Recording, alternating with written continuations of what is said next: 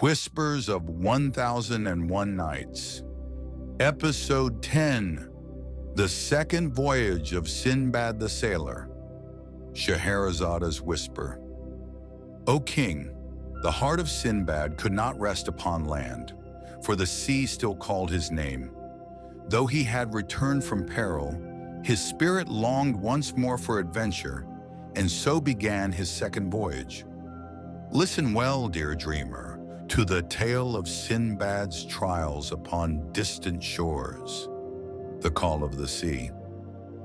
Though Sinbad had returned safely to Baghdad, surrounded by riches and comfort, he felt restless. Each night he dreamed of sails filled with wind and horizons painted in gold. At last, unable to resist, he gathered merchants and sailors and boarded a sturdy vessel bound for lands unknown. The sea greeted him with foam and promise, the island of giants. For many days they sailed until they reached an island of towering cliffs and green forests. The air smelled sweet and fruits hung heavy from the trees. But soon they realized the island was no paradise. Colossal footprints sank deep into the sand.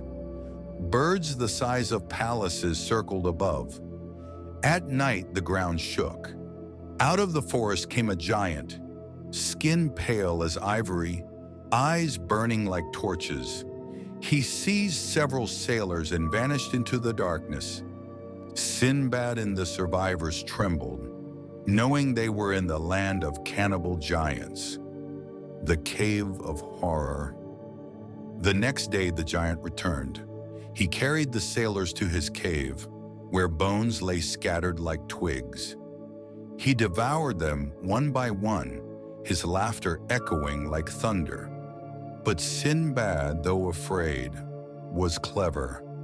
He whispered to the others, "We cannot fight his strength, but perhaps we can trick his sight." The blinding of the giant. That night, while the giant slept, they heated two great spears in the fire until they glowed like suns. With all their strength, they thrust them into the monster's eyes. The cave filled with his roar, shaking the very earth. Blinded, the giant stumbled, smashing rocks and walls. The sailors fled into the night. Escape on the sea. They reached the shore, where they lashed logs together to make a raft. As dawn rose, the blinded giant groped along the cliffs, hurling boulders into the waves. Many missed, but some struck the raft, breaking it apart. Only Sinbad and a few companions survived, carried away by the current. The Serpent of the Sea. The current took them to another island, lush and silent. Here, as they explored, they heard a hiss that froze their blood. From the jungle slid a serpent larger than a ship, its scales shining like bronze, its tongue a lash of fire. One sailor was swallowed whole. Another ran, never to be seen again. Sinbad climbed a tree, binding himself to its branches. The serpent circled below, unable to reach him. All night it hissed and struck, but when dawn broke, it vanished into the forest. Sinbad untied himself, weary but alive. The rescue. For days he wandered alone, until a ship came upon the shore. Its captain recognized Sinbad, for the fame of his first voyage had spread across the seas. They welcomed him aboard, gave him food and drink, and sailed once more for Baghdad. The return to Baghdad.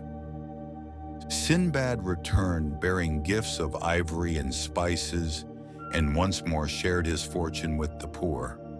He swore he would not voyage again, but deep inside, the call of the sea still whispered in his dreams. Scheherazada's Whisper. And thus ended Sinbad's second voyage, filled with giants and serpents, terror and triumph. Sleep now, O dreamer, for beyond every storm lies a shore of peace.